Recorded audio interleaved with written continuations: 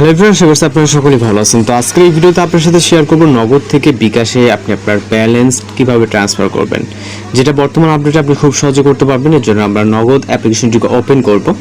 Open করার পর আপনি এরকম ইন্টারফেস দেখতে পাবেন বর্তমান আপডেট অনুযায়ী। এখান থেকে আপনি দ্বিতীয় লাইনে দেখতে পাচ্ছেন ট্রান্সফার মানি। ওকে, জাস্ট আপনি সরাসরি এই অপশনটির উপরে ক্লিক করবেন। এই অপশনটির উপরে ক্লিক করার পর আপনাদের সামনে এইরকম অপশন দেখতে পারবেন। এখান থেকে আপনি বিভিন্ন ওয়েতে মূলত টাকা ট্রান্সফার করতে পারবেন। তো আমরা যেহেতু নগদ থেকে বিকাশে করব, সেক্ষেত্রে আমরা নিচের দিকে যে অপশনগুলো দেখতে পাচ্ছি মোবাইল ওয়ালেট, জাস্ট আমরা এর উপরে একটা ক্লিক করবো। ওকে, আমরা মোবাইল ওয়ালেটের উপরে ক্লিক করবো। এখানে সকল নাম্বার আপনার ফোনে থাকা, এখানে সেভ থাকা বা যেগুলোর সাথে কন্ট্যাক্ট হয় সব কিছু এখানে চলে আসবে। তো আমরা একটি নাম্বার এখানে সিলেক্ট করব, যেই নাম্বারে আমরা টাকাটি পাঠাবো। ওকে, অর্থাৎ সেই নাম্বারে বিকাশ নাম্বার টাকাটি পাঠাবো।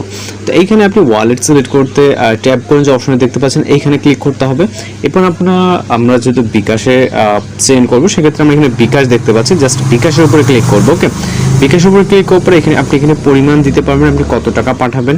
আপনি 500, 1000 বা আপনার যতটুকু প্রয়োজন, জাস্ট আপনি ওইটা সিলেক্ট করবেন। ওকে, দেন পরবর্তীতে চলে যাবেন। এখানে আমার অ্যাকাউন্টে পরিমাণ মতো টাকা নাই, জাস্ট আমি একটি পরিমাণ এখানে দিয়ে দিচ্ছি। ওকে, এরপর এগিয়ে যান। এরপরে কিন্তু আপনারা এখানে দেখতে পাচ্ছেন আমি যে টাকা পরিমাণটা দিছি, এই 100 টাকার খরচ হচ্ছে 0.85 পয়সা। অর্থাৎ আমরা যদি 1000 টাকা পাঠাই, সেক্ষেত্রে আপনার 85 টাকা মতো সর্বমোট খরচ হবে। ওকে, ফি দেন ভ্যাট সব কিছু নিয়ে টোটাল আপনার 1000 প্রতি 85 টাকা খরচ হবে। দেন আপনি রেফারেন্স চাইলে দিতে পারেন, অথবা পিন নম্বরে আপনি জাস্ট পরবর্তীতে গেলে আপনার টাকাটি কিন্তু ট্রান্সফার হয়ে যাবে।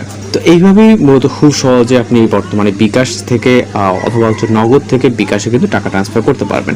ভিডিওটি ভালো লাগলে অবশ্যই চ্যানেলকে সাবস্ক্রাইব করবেন। দেখা হচ্ছে নতুন কোনো ভিডিওর সাথে। ভালো থাকবেন, সুস্থ থাকবেন।